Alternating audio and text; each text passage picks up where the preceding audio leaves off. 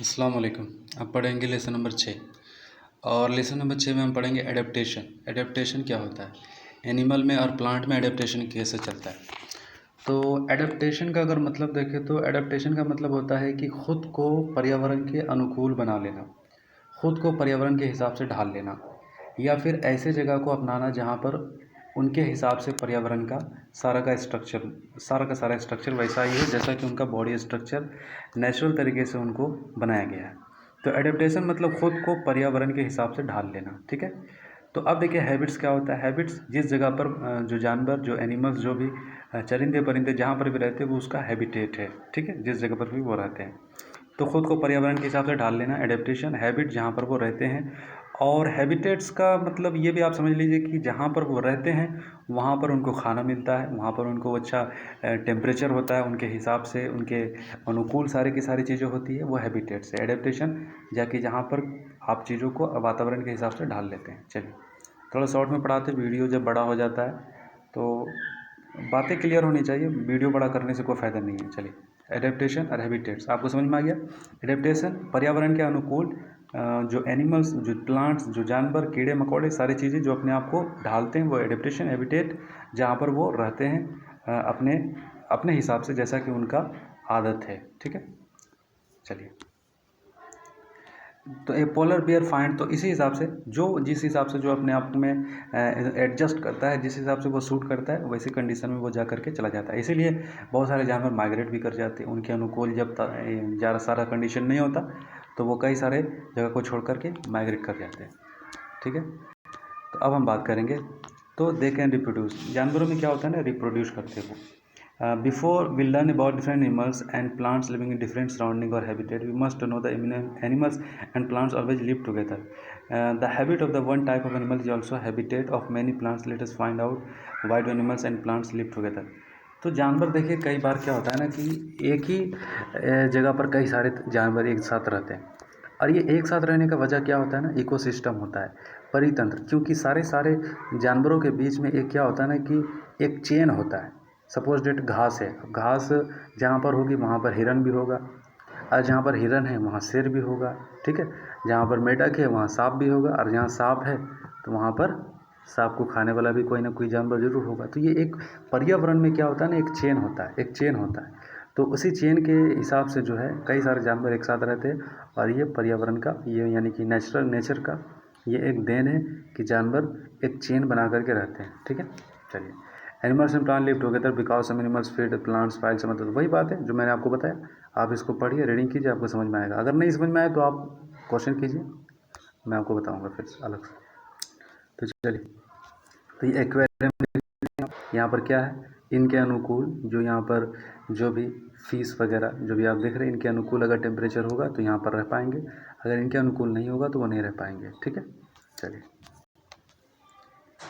अब terrestrial plant क्या होता है। All animals breathe oxygen, oxygen लेते हैं, कार्बन डाइऑक्साइड निकालते हैं, ठीक है।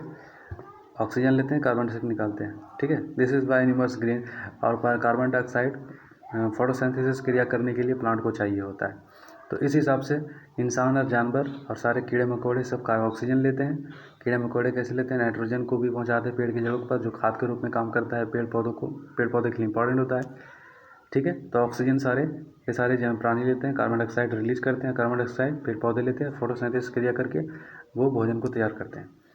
Terrestrial plant animals, terrestrial plant क्या होता है ना कि जो ज़मीन पर जो प्लांट उगते हैं वो उसको टेरेस्ट्रियल प्लांट कहते हैं, और जो भी जानवर ज़मीन पर रहते हैं उसको टेरेस्ट्रियल एनिमल कहते हैं, यानी कि ज़मीन पर, भूमि पर रहने वाला पेड़ पौधे और जानवर, उसको टेरेस्ट्रियल कहते हैं। चलिए इसको आप पढ़ लीजिए क्या क्या है, पूरा डीपली में एक एक लाइन नहीं पढ़ूंगा, आप पढ़िए, अगर आपको नहीं समझ में आता आप पूछेगा। तो देखिए अर्थवर्म, मॉइस्ट सॉइल, ये अर्थवर्म जो कीड़ा है, फीता कृमि, ये कहाँ पर, ज़मीन पर रहता है, और डिकेइंग लीव्स, और ऐसे ऐसे चीज़ों को खाता है जो पत्ता सड़ गया, या फिर कोई कीड़े मकोड़े, कोई जानवर वगैरह सड़ गया उसके बॉडी में, उसको बीन बीन करके उसको खा खा करके मिट्टी में मिला देता है, और फिर नाइट्रोजन के रूप में जो है पेड़ की जड़ों तक उसको नाइट्रोजन करके पहुँचा देता है। डेजर्ट की अगर हम बात करें तो डेजर्ट का क्या होता है, डेजर्ट में जो जानवर सूट करेंगे उसके हिसाब से जो वातावरण होगा उसी के हिसाब से वहाँ पर जानवर पाए जाएंगे। डेजर्ट के अनुकूल जो रह पाएगा, आप देख लीजिए ऊँट को ही आप मिसाल के तौर पर ले लीजिए, ऊँट कैसे कंडीशन में सर्वाइव करता है। ऊँट का क्या है ना कि 14-15 दिन तक बगैर वाटर के रह सकता है। ऊँट जो है लंबा से लंबा ट्रैवल कर सकता है, खाना बहुत कम चाहिए, और वर्ष से वर्ष वर्ष से वर्ष कंडीशन में जो है चल सकता है, और सारी की सारी जो क्लाइमेट जो भी वहाँ का है उसको वो जाता है। इस हिसाब से आप कह सकते हैं कि वो एडेप्टेशन है, वो उनका हैबिटेशन है, यानी ऊँट का। ठीक है, ये सारे जानवर का होता है। तो हमने पढ़ा, अब इसको आप पढ़ के देख लीजिए। कैमल इज आइदर ऑफ, तो ये वाटर स्टोर करता है। फिर यहाँ पर कई सारे जानवर, लिजार्ड, छिपकली, सांप वगैरह भी यहाँ पर पाया जाता है कि जो लेकिन वही जाति का, वही कैटेगरी का पाया जाता है जो यहाँ पर सर्वाइव कर सकता है। जो सर्वाइव नहीं कर पाएगा वो यहाँ पर नहीं आएगा। ठीक है, this is the cactus. Cactus देख लीजिए कि ये भी कांटे होते हैं इसके अंदर। फोटोसिंथेसिस के लिए बहुत ही वार्स कंडीशन में, वॉर्स में जो है पानी बहुत मात्रा में ये यूज करता है। पानी बहुत ही कम मात्रा में यूज करता है। सॉरी पानी बहुत ही कम मात्रा यूज करता है, और फिर उसके बाद जो है खुद को सर्वाइव करता है।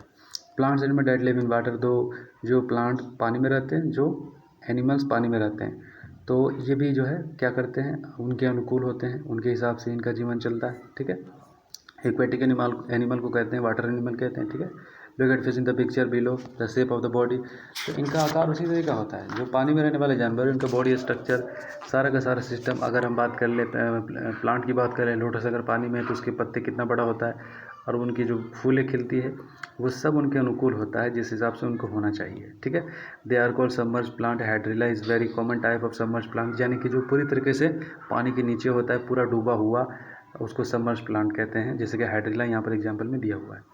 मेरीन एनिमल्स एंड प्लांट्स देखिए, marine animals and plants living in the sea are called the marine animals and marine plants.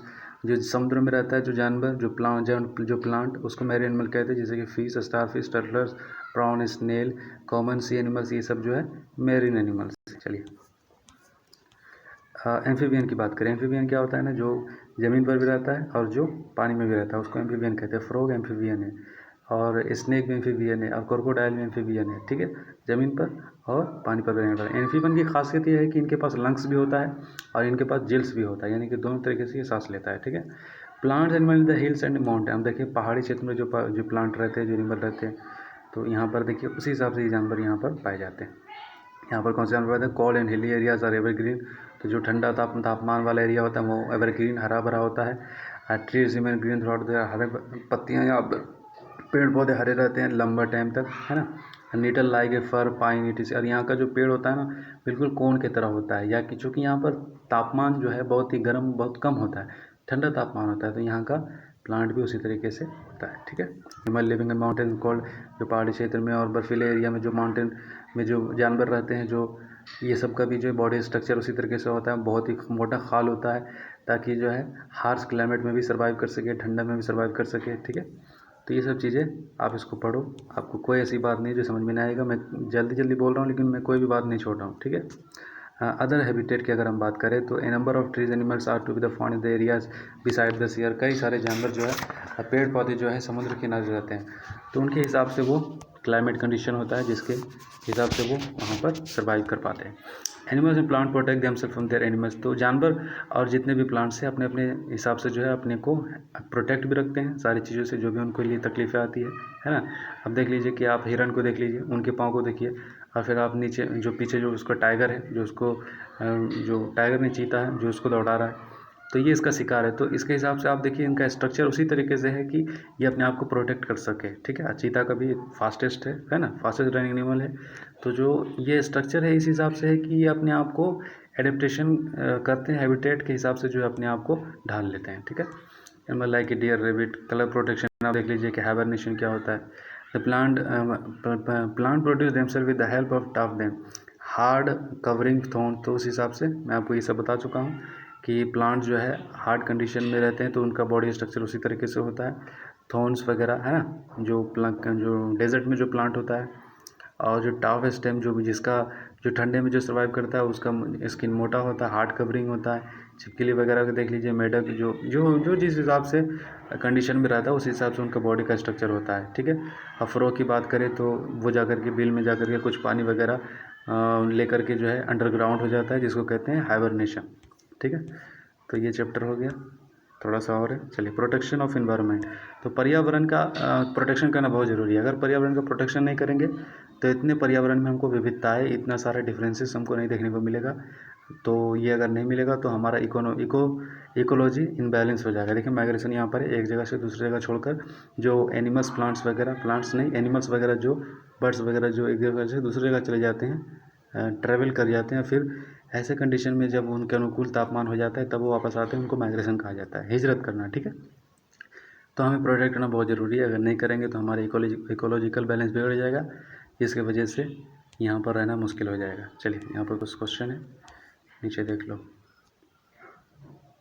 ठीक है, ये क्वेश्चन है, इसको देख लो, इसको सॉल्व कर लेना।